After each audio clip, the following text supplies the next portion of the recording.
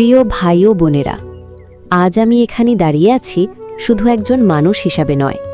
আমি দাঁড়িয়ে আছি একজন মুসলিম নারী হিসাবে, একজন পর্দানসীন নারী হিসাবে। এই নিকাব, এই হিজাব, এটা কোনো দুর্বলতার চিহ্ন না। এটা আমার সম্মান, আমার পরিচয়, এটা আমার রবের আদেশ। অনেকে ভাবে পর্দা মানেই বন্দিত্ব, কিন্তু না, পর্দা মানেই স্বাধীনতা, পর্দা মানেই নিজের মর্যাদা রক্ষা করা।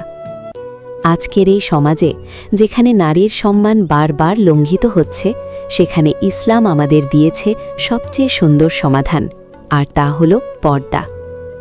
আমি গর্বিত, কারণ আমি আমার রবের হুকুম মানি। আমি গর্বিত, কারণ আমি নিজেকে সস্তা বানাই না। আসুন আমরা সবাই আল্লাহর পথে ফিরে আসি, আমাদের জীবনকে গড়ে তুলি ইসলামের আলোয়।